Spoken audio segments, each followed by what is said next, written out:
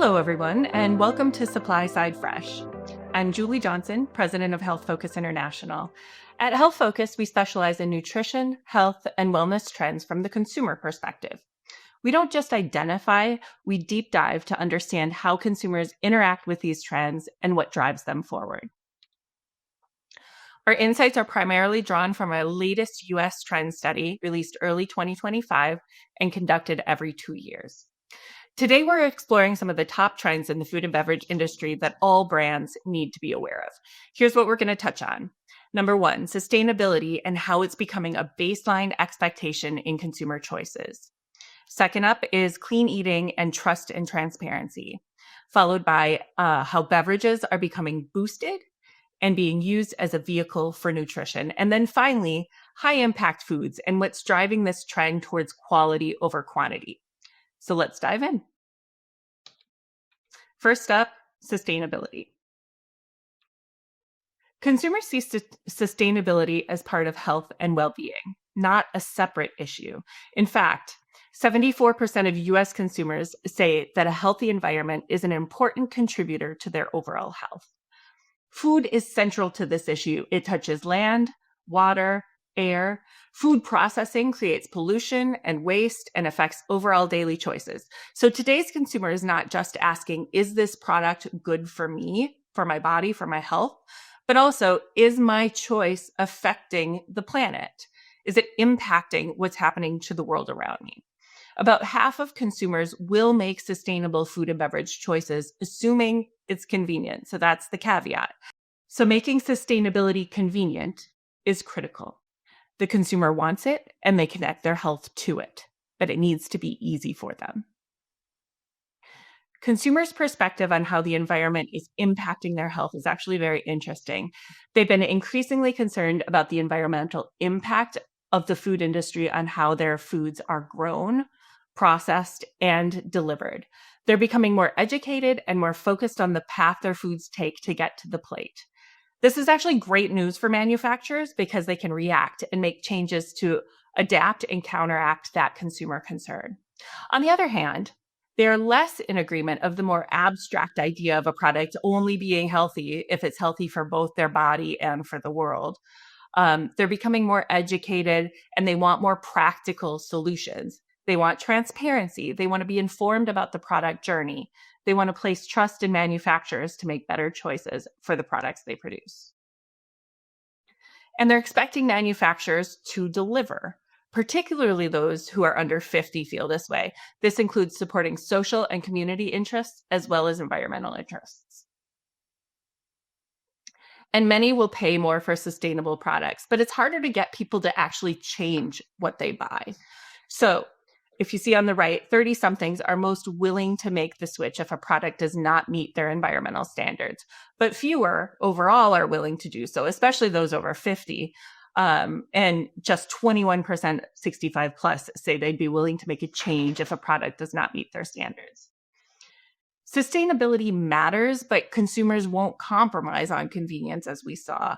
On the plus side, if you make an environmentally friendly product accessible and convenient, many are willing to buy it and even pay more for it. What's interesting to me is that it's the younger consumers who are often more price sensitive, who are most willing to pay a bit extra for products that align with their environmental values. This younger consumer group tends to be more altruistic when it comes to their product choices, and they're more tied to how a product makes them feel. If it aligns with their values or frankly their mood, it's worth the premium price. Sustainability in food is moving from a nice to have to a must have. I would expect as time goes on that we see further mainstreaming of eco-friendly products. We'll also see more functional overlap, products that are better for the planet but provide health benefits as well. And then on the flip side, as we see sustainable products become more normalized, we'll also see a shrinking of the idea that they need to cost more. It'll be more of an expectation for consumers. Ultimately, the theme here is that sustainable products are positioned to become the norm, not the exception. So buying into that now will get you ahead. The brands that listen and act will be the ones that earn both consumer trust and achieve long-term growth. Next up, clean labels and transparency. So, nearly half of US consumers are deeply invested in clean eating, a trend that's held steady in recent years. And if you zoom in, it's clear who's leading the charge. Consumers in their 30s, with a strong 65% showing high interest in clean, transparent food choices, are the ones that are most interested in this trend. So, how do we get to a clean product? Well, there's many factors that can make something feel clean. It can be natural, organic, free of artificial ingredients, or less processed, to name a few. One surefire way to build trust is to create an ingredient list that they recognize.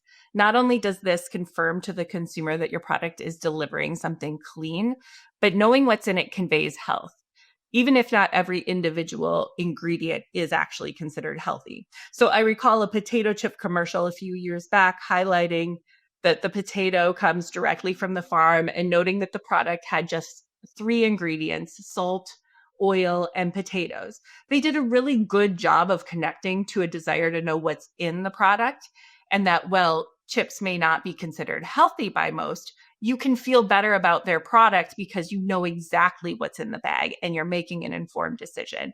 So it's bridging that gap. Even if your product isn't necessarily healthy, it can still be clean or recognizable to consumers.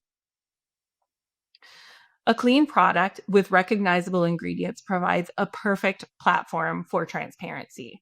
And these are real drivers when it comes to trying new brands. In fact, out of 28 factors influencing purchase decisions on the left side of the slide, transparency lands at number 10, well into the top half of what consumers are looking for, at 44%, saying that transparency is extremely or very important. But what's even more compelling is the other clean related factors ranking even higher. So we have recognizable ingredients coming in at number 4, and minimally processed, followed by natural right after that. That focus on clean eating really shows up when consumers are out shopping, though. So if you look on the right side of the slide for label claims, after fresh, the next most important label claim is made with real ingredients. And there's a strong preference for products that steer clear of artificial sweeteners, preservatives, artificial colors, flavors, or anything grown with pesticides. All those claims land in the top 10 out of 32 possible label attributes that consumers actually care about. But it doesn't stop at transparency or just a clean product. The next level is actually traceability, how manufacturers educate and prove to consumers that they're providing a better product. So today's consumers are more curious than ever about what they're eating and drinking. They crave stories about the origins of their food, the farmers who grew it, the process that brought it to their plate. This builds trust and bridges the gap between producers and consumers and actually fosters loyalty. When brands open up about their sourcing ingredients and production methods, they aren't just sharing information, they're creating a narrative that consumers can believe in. So traceability, like a QR code, for example, really brings this concept to life, allowing shoppers to actually connect and explore products with a quick scan on their phone. And younger consumers, not surprisingly, are especially curious about their food's journey from farm to table. So in a world where health and authenticity are paramount, transparency and traceability is the secret ingredient here that makes all the difference. It's not just about knowing what's in your food, it's about connecting with the journey it took to get to you. The clean eating trend has been around for a long time, but it is certainly evolving. So what we can expect are less fear-based marketing. The trend is slowly shifting away from demonizing specific ingredients without context or labeling products like no chemicals or toxin-free. So those are starting to shift away because consumers don't necessarily always believe them. Keeping the consumer informed and building trust through storytelling is going to become even more important. So letting them in on the why and how of ingredients will bring them in, why an ingredient is being used and what it does for them. Transparency is a narrative, not just a label claim. So the clean eating movement is actually shifting away from perfect ingredient purity towards overall nutritional value. So minimally processed may be fine if the product performs, it has benefits or nutrients consumers seek. Providing that transparency allows for the consumer to make the informed decision on what they accept. The future isn't about eating perfectly. It's about eating intentionally, informed, and without fear. So clean is evolving to transparency. Up next, beverages. So beverages serve as a convenient on-the-go solution to get extra nutrition, a boost of energy to tide you over until your next meal or even replace a meal. So in recent years, we've seen a surge of healthy beverage options on the shelf, touting functionality like gut or brain health benefits, protein or nutrient-packed options to help supplement your daily nutritional intake and more. Beverages have earned a place at the table to provide more of what consumers are looking for. So currently, half of those under 50 see beverages as a clear nutritional solution, agreeing that they can provide the same nutrition as foods. And as these consumers age, this trend is sure to become more established. In fact, with all the options available, functional beverages are becoming more prevalent. Now, a quarter of consumers overall are drinking a functional beverage at least once a week, and more than a third of those under 50 do so with the same regularity. While we may not use them all the time, a strong portion of consumers are looking for functional benefits when they actually go to purchase a beverage. So, among all of the attributes that they look for, like low sugar, electrolytes, hydration, those things, a strong portion are actually looking for and seeking out functional benefits. This is largely driven by those in their 30s and 40s. But still, a strong portion of all consumers under 65 value functional benefits in beverages. And what's unique about beverages as compared to many food options is consumers don't mind the experimentation as much. They're becoming very used to seeing beverages with all sorts of health and nutrition claims and have come to expect more from the drinks that they're choosing. So, what functional benefits are consumers actually seeking? Well, satiety comes in at number one and managing weight at number two. This is not terribly shocking. Both are and have always been had direct relations to food intake. But what I want to point out here is the age differences. Younger consumers, those in their 20s, are significantly more likely to see benefits around mood, relaxation, and stress, and they're heavily driving that satiety benefit. When you shift to those in their 30s, we see a totally different focus. There's a heavier drive towards benefits around exercise, including athletic performance and supporting workouts, exercise recovery, and improved metabolism. They're also much more likely to seek out mental energy benefits. By the 40s, consumers are more interested in detoxification, immunity, and appearance, along with supporting daily workouts and performance. So the key takeaway here is that functionality is not one size fits all. Different benefits appeal to different generations, so be hyper aware of your target audience. The functional beverage trend is shifting from hype to habit. It's moved beyond novelty drinks to daily rituals, where these beverages are viewed as something they reach for regularly. This means they have to be affordable, pleasant flavor profiles, mild repeatable effects, so not a big crash or overstimulation. Consumers and regulators are moving towards more clearly defined function, avoiding vague wellness outcomes like balances hormones or detoxifies. So real functionality is a lot more explanatory, like caffeine for alertness and focus or electrolytes for hydration. Those are the things consumers can understand and seek out. So functional stacking is another trend that is taking hold. This doesn't mean putting everything into one product. It's not a kitchen sink approach, but rather combining complementary functions that make sense together. So some examples include calm and focus, or gut support and immunity.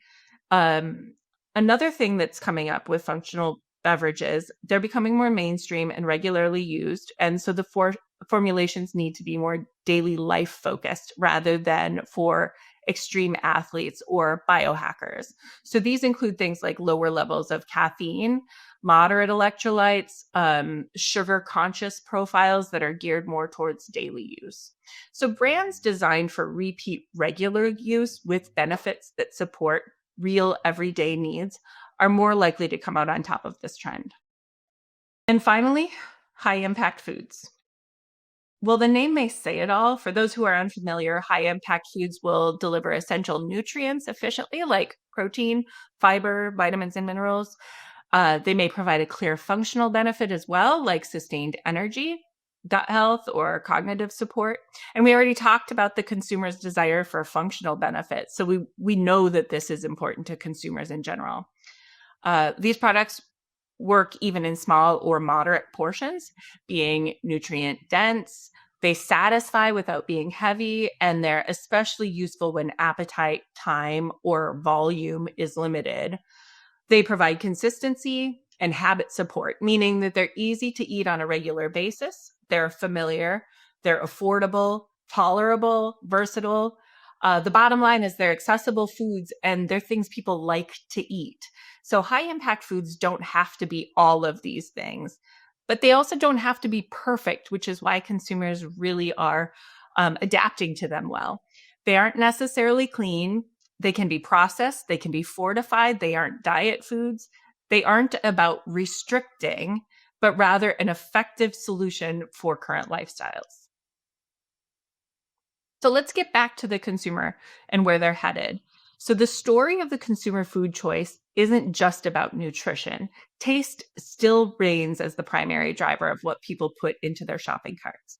That said, there's a shift happening. So nutrition is becoming increasingly important, narrowing the gap between taste and health. So over the past 2 years, this gap has shrunk from 10 points to just 6, with younger consumers under 30 really leading the charge, balancing the two. This generation is more likely than older generations to rate taste and nutrition about the same, reflecting that shift towards healthier yet still enjoyable eating. So this push towards better nutrition also extends to snacking. So the way people think about snacking differs significantly by age, as you'll see here. Younger consumers are much more likely to view snacking as a valid alternative to meals. In fact, many of them believe that eating several healthy snacks can be just as good, if not better, than sticking to the traditional 3-meal-a-day routine. They're also more likely to look for snack options that can double as meal replacements. So while nutrition is gaining ground and consumers want these healthier options, with snacks becoming more popular meal replacements, particularly for younger consumers, we're likely to see this push towards more nutrient-dense, smaller portions that satisfy, which is essentially the definition of high-impact foods. So better nutrition, better fit with your lifestyle, portion efficiency, and whether consumers actually call them by that label or not, they're already embracing them through their regular daily choices. And this trend towards more nutrient-dense options directly coincides with another huge trend, GLP-1 use. These weight loss medications require their users to change the way they eat. And manufacturers are responding with smaller portion sizes, high protein and high fiber products, simpler, lighter foods that satisfy without weighing you down. Many of these GLP-1 dietary solutions fit the high impact food profile. So they extend well beyond just this niche group, but to the general population as well. These products are meant to work harder for us, delivering meaningful nutrition, function, and support without requiring perfect habits or large portions. So as consumers move towards better nutrition, more convenience, snacking, or small portions in place of the traditional 3 meals a day, high impact foods have a place in the future food landscape. They provide a solution for modern eating constraints, providing smaller meal or snack options that deliver on functionality and nutrition that will be more important than ever. Consumers want it all, they always have, and high impact foods provide simplicity, functionality, nutrition without restrictions, and that's the key. They also provide an easy, repeatable, and flexible way of eating. It's not about eating less necessarily or making perfect choices, but about eating effectively. They don't want to be told what they can't eat, and with high impact foods, they don't need to. With consumers' growing demand for functionality in their choices also, particularly among younger consumers, and that shift in clean eating from the perfectly pure foods to a more flexible outlook with a push towards trust and transparency, consumers can get a product that performs without requiring perfection. It may be higher in calories or processed, but it does what it's required. It's high impact. So it's really about smarter eating that fits busy lifestyles. These high impact foods reflect a broader shift toward adequacy, reducing waste, less overconsumption, so consumers get what they need consistently and feel supported, not constrained. So this final trend highlights the way the consumer is moving towards better nutrition, no guilt, convenient, and functional solutions that fit a low waste, sustainable profile.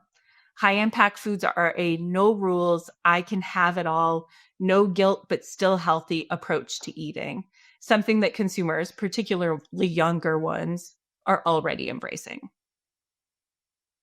So, thank you for taking the time to attend this session today. I hope these insights have sparked ideas and provide actionable ways for connecting with your customers. So good luck as you navigate these trends.